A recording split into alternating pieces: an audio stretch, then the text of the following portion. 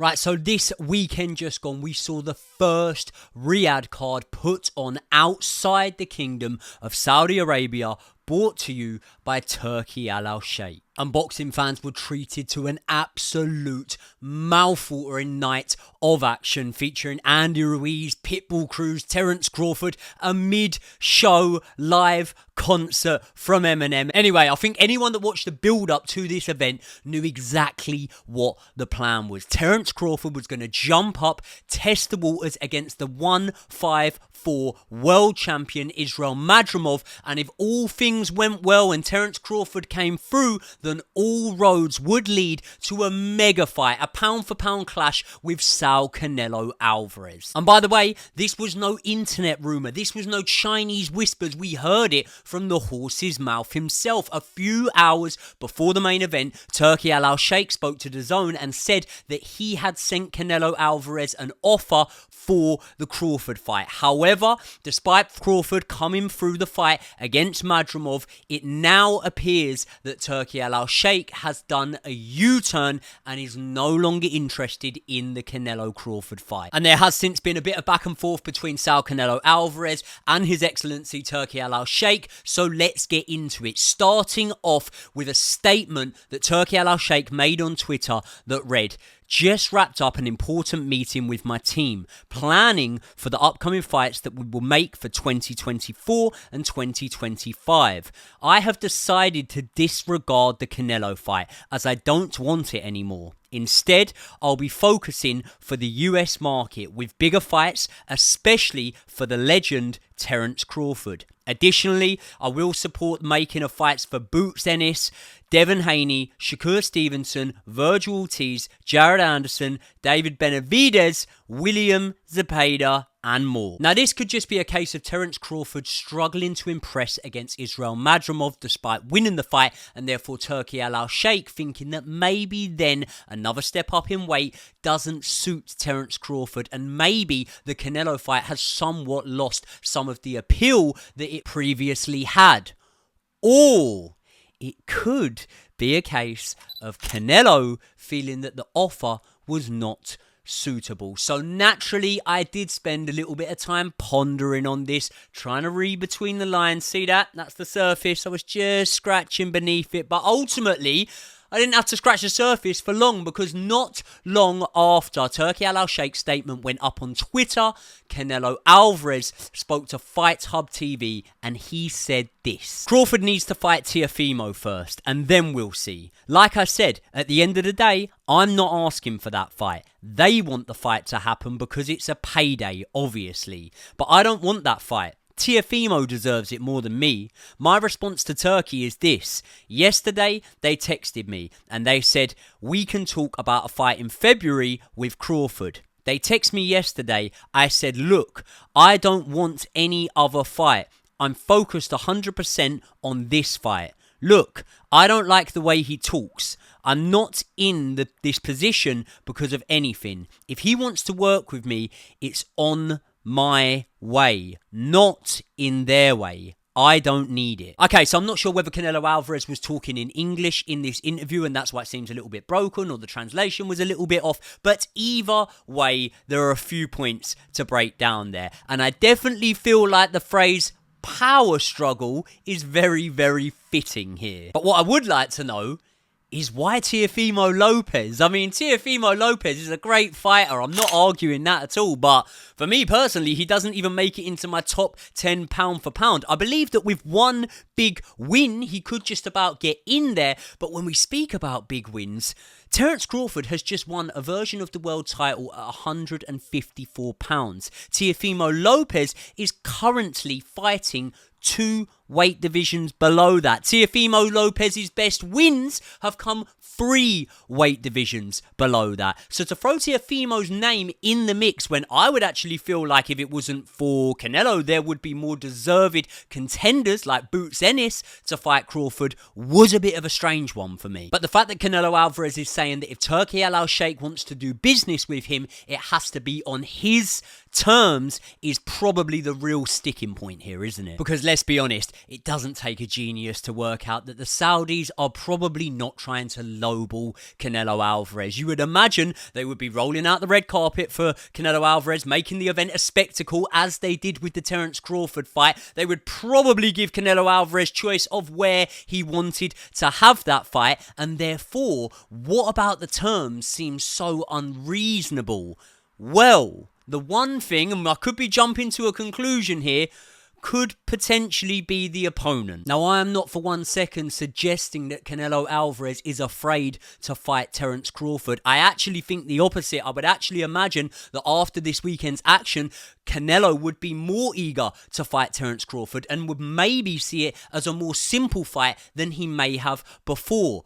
But despite many people still rating Canelo as the face of boxing, I do believe there is an argument to be had when it comes to Canelo Alvarez now being more selective with the opposition that he boxes. But before we discuss that point, good old Turkey, he's clapped back again. His Excellency went on to say, I've heard what Canelo said. He respects me, but he doesn't respect the way that I do business. And as for him respecting me, it doesn't matter to me if he does or does not. As for the way I do business, I know why he doesn't like it. Because I only target big fights at fair prices. So of course, anyone who likes easy fights won't like that. And I know how he feels after losing to Bivol, so he's been looking for easier fights ever since. Also, I'm not the one who's afraid to fight Benavidez or Crawford. Therefore, I knew he was wasting our time with big amounts of money that cannot be paid. So therefore, I am continuing my way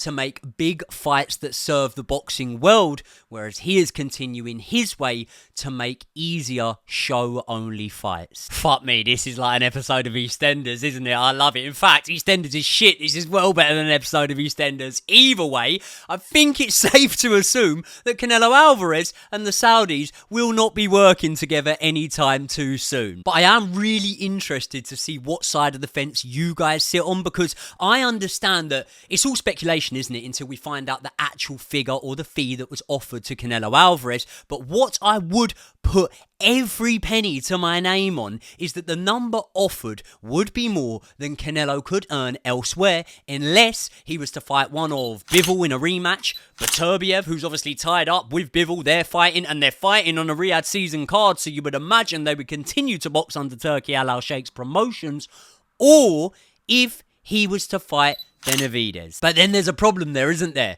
Because from the outside looking in, it kind of looks like Canelo has been doing all he can to avoid the Benavidez fight. And not only that, Turki Alalshikh in his statement said that he would be looking to make fights for Benavidez. So at the moment, to me, it kind of looks like Turki Alalshikh and the Saudis hold all the cards. So despite backing yourself being commendable in boxing, you have to ask the question, is Canelo Alvarez cutting his nose to spite his face? He may be looking at the amount of money that was paid to Tyson Fury or to Anthony Joshua, and he may be thinking, well, hold on, I have accomplished so much more in boxing than either of these guys that I should be getting paid so much more. And there is a certain amount of weight to that argument, but at the same time, you have to understand that boxing is a business, and the Tyson Fury against Usyk fight did over double the amount of pay-per-view buys than Canelo's last fight did. When Canelo fought Mayweather, the estimated pay-per-view buys were around 2.2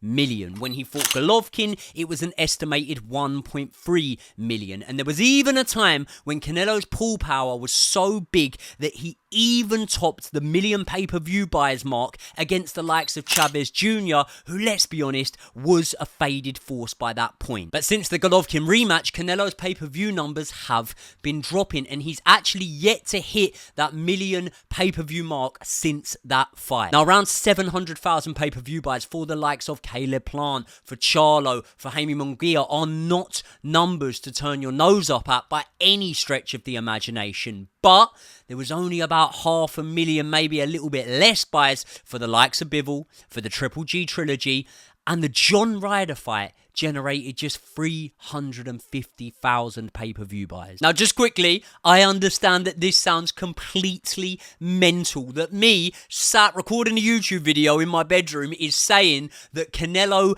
Alvarez's stock is dropping off the back of him selling 350,000 pay-per-views in one of his most recent fights. But you cannot deny that the numbers are showing that less fans are tuning in to watch Canelo. And despite the numbers for the Bivol fight not being as high as I expected them to have been, you can't help but feel that Turki Alalshikh has a point here when it comes to the selection of Canelo's opponents. And listen, you can't tell me that when Canelo Alvarez filled out 90-odd thousand at the AT&T in Texas against Billy Joe Saunders, winning after breaking his orbital bone, you honestly expected a few fights later Canelo to take on a man in John Ryder that had been beaten by Billy Joe Saunders. John Ryder, as controversial as it may be, was also beaten by Callum Smith, who was also beaten by Canelo. And despite the bookmakers having Canelo Alvarez as a slight favourite pre-fight in his bout with Dimitri Bivol, I did see that as a genuine 50-50 fight. But apart from that fight,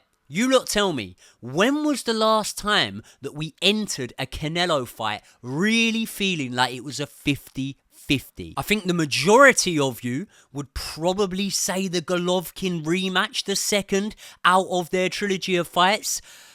That fight was 6 years ago, and Canelo Alvarez is about to have his 13th fight since then. So despite doing great things and picking up more world titles, and rightly so being on the upper echelons of the pound for pound rankings, I've got to be honest, man, I do think that Turki Alalshikh has a point here. And by the way, if Canelo was to do a U-turn, or they were to find some common ground and the Saudis and Canelo Alvarez were able to work together and put on this Terence Crawford fight, I have absolutely no doubt what would happen should Canelo come through that fight. The first man that Turki Alalshikh would be on the phone to would be David Benavidez, and he would want to set that fight up next. Why?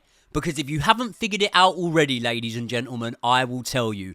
Turki Alalshikh wants what we as the boxing fans want. Genuine 50-50 high-level fights in which each man will be paid great sums of money for. However, there is one problem. With taking 50-50 fights means taking huge risks. So although the paydays will be bigger, the longevity to your career could well end up being shorter. And for a man like Canelo, who still has no problem selling lots of pay-per-view buys and filling out stadiums, that could well be a problem. Listen, only time will tell. And with as much money that Canelo Alvarez has accumulated in his time in boxing, I highly doubt he's going to be losing any sleep over turning down his Excellency Turki Alalshikh. But something tells me that if the numbers aren't good for the Berlanga fight, you may well see a U-turn here, and you may well end up seeing Canelo Alvarez do some business with the Saudis. Anyway, people, that's just my thoughts on the situation, but I'm very excited to hear your thoughts. Before we end the video, anyone who's a subscriber of the channel might be wondering where I've been. It's been about a month since I've posted anything off of this channel. I've been really focusing on some of my other channels and obviously covering the boxing events. We were out in LA for the last one. We went to Saudi Arabia for the one before that. It's been absolutely mental, but I've almost got a mid-year resolution. Instead of a New Year's resolution, I'm doing it in the middle of the year. I'm gonna really try and bang out a lot more content from this channel. So please, if you're not already, subscribe to the channel, hit the like on the video, and I will see you all in the next one.